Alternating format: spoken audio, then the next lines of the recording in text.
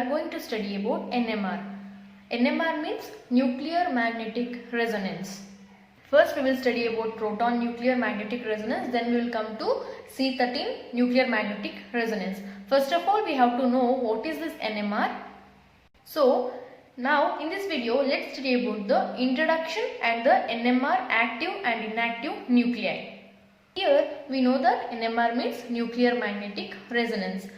See here, when the nucleus is present along with the magnetic field, when the resonance occurs, here resonance means matching of two frequencies. I will explain it to you clearly about the resonance in our upcoming videos. Here nucleus, when the magnetic field is applied and when the resonance occurs, we will get information about the sample. So here we will use radio waves. So let's start with the introduction. Here coming to the first point. Here this phenomenon of this nuclear magnetic resonance was first explained by American physicist Felix Bloch and Edward Purcell, and they shared Nobel Prize in 1952. Next, here this NMR spectroscopy technique, which is based on the absorption of electromagnetic radiations in the radio frequency region. I have already said that here in the NMR spectroscopy technique, we will use radio waves. So here we are using this radio frequency region from 4 to 900 megahertz. This is the useful region for the NMR spectroscopy technique. And next, NMR spectroscopy depends upon the fact that most isotopes of elements possesses gyromagnetic properties, meaning thereby that they behave like a tiny spinning bar magnets. This third point is very important. Here it is given that most isotopes of elements possesses gyromagnetic properties. That means they will behave like a small spinning bar magnets. So here we will take a sample and it consists of so many number of nuclei. Here this nuclei is having gyromagnetic properties. That means they will behave as a tiny spinning bar magnets. Spinning bar magnets. Nuclei is behaving like a bar magnet, and when these spinning bar magnets are placed under external magnetic field, and for this nuclei we are applying external magnetic field. External magnetic field is applied,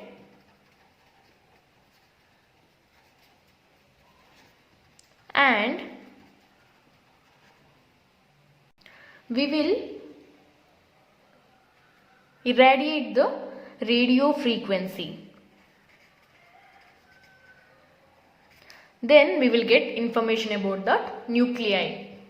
So I have said that we will take a sample. We know that in a sample there consists of atoms, and for the atoms we know that it consists of nuclei. So here this nuclei will behave like a tiny spinning bar magnets, and when the tiny spinning bar magnets are placed under external magnetic field, then when we apply radio frequency, then we will get information about that compound or the sample. So here let's read this point. When a sample containing nuclei exhibiting this gyromagnetic property, that means they are behaving like a spinning bar magnets, is placed in an appropriate DC magnetic field and is simultaneously irradiated by a weaker rotating radio frequency magnetic field, the nuclei can be compelled to. So by doing all these things we will get the information. So here the first point is, by doing this, here it reveals their presence, and second point is identify themselves and describe the nature of their surroundings. So here we are studying about proton NMR. So H1 NMR is used to determine the type and number of H atoms in a molecule. By studying NMR of this proton, we will get to know what is the type of and number of hydrogen atoms in a molecule. Here we will see which are the nucleus which are active in NMR and which are the nucleus which are inactive in the NMR spectroscopy. So that is studied under nuclear spin quantum number, which is represented by I. And for the nuclei to be active in the NMR spectroscopy, I value should be more than 0. If I value is less than 0, then it is inactive in the NMR spectroscopy. I value should always be more than 0. And you have to remember that many atomic nuclei have a property which is called as spin. And this nuclei will behave as if they were spinning. That means they are spinning like this. That means they are rotating themselves. So in this table I have mentioned that nuclear spin quantum number. Here number of protons, number of neutrons, spin quantum number and the examples. See here, we should know what are these protons, neutrons. Atomic number is protons. See here, this is an atom and here is a nucleus. This whole thing is an atom. In the atom we are having the nucleus. Nucleus consists of protons plus neutrons, and this outer orbitals consist of electrons. Here NMR depends upon the number of protons and number of neutrons. In the nucleus we are having protons and neutrons. Let's take any atom. For example, let's consider it as X and here it is having some value. Let's consider it as A and here it is having some value. Let's consider it as B. This is the atomic number.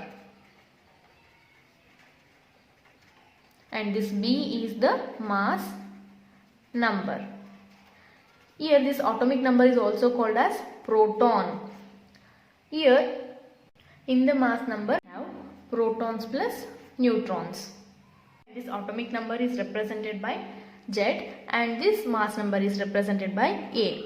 So if we need the number of neutrons, then we have to subtract A minus Z is equals to neutron. That means mass number minus atomic number is the number of neutrons. So here let's consider carbon, that is C6 and 12. So here 6 is the atomic number and 12 is the mass number. Here how many number of protons is present? That means 6 number of protons. Here atomic number is nothing but protons.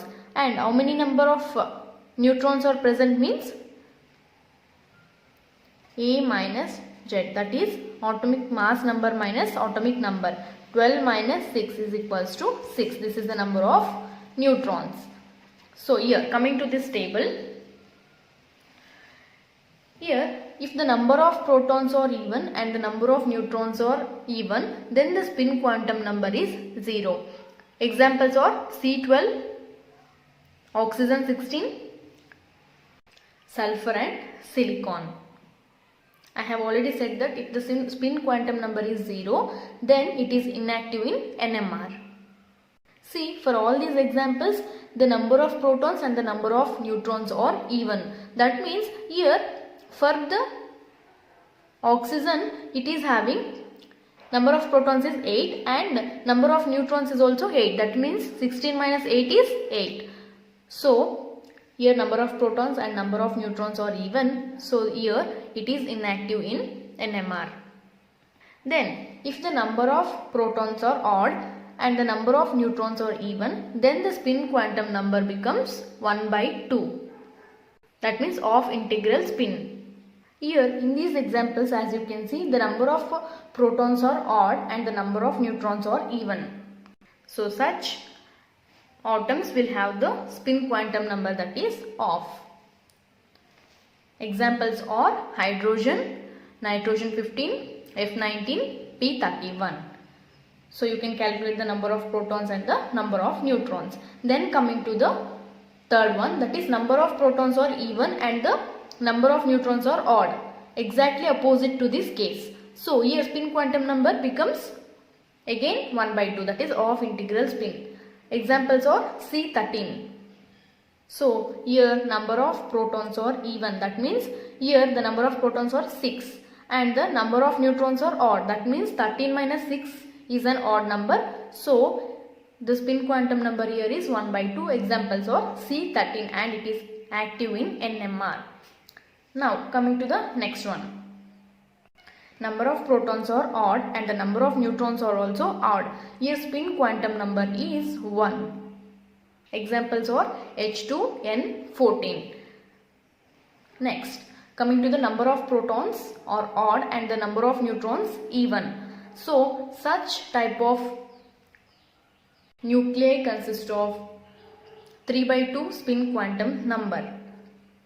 Example B11, bromine 79, chlorine 35. And next coming to the last one, number of protons are even and the number of neutrons are odd. Here spin quantum number becomes 3 by 2. Examples are tellurium 127.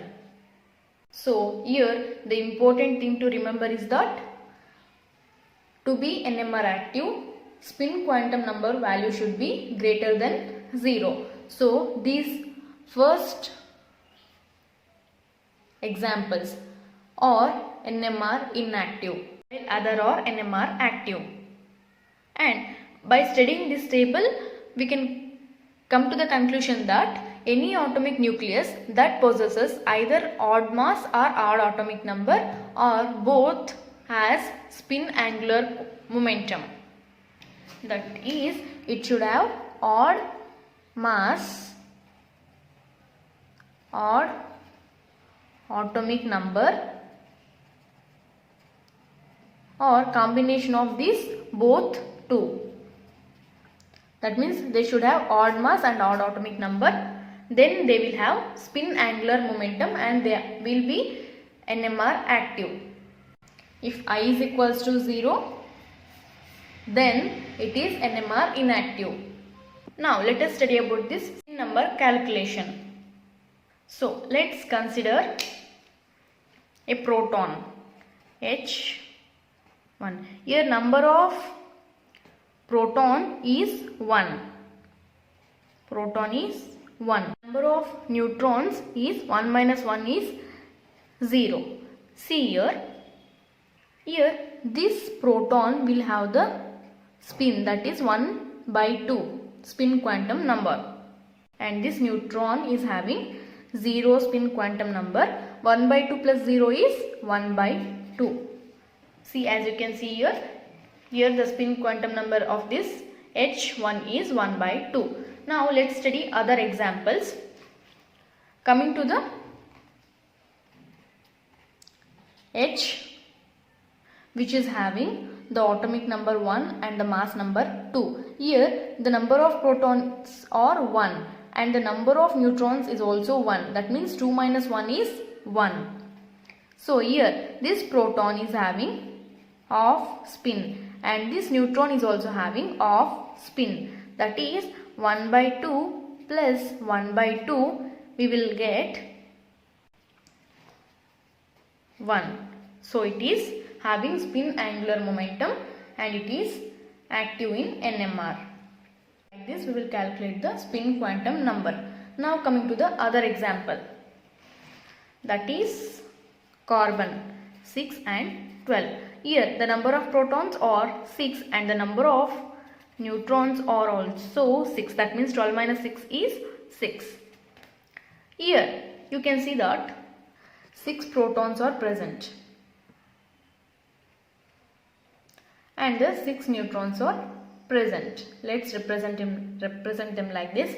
These two pair up and cancel out each other, and these two pair up and cancel out each other, and these two pair up and cancel out each other. Like this, same thing happens in the neutrons also. These things pair up and cancel out each other. So here the total value becomes 0. Why? Because they have cancelled each other. 6 neutrons pair up with each other and cancel out each other, and protons will also pair up and cancel out each other. So this is having the spin quantum number 0. That is why it is inactive in the NMR. And this is about the introduction and nuclear spin quantum number in the NMR spectroscopy. Thank you for watching.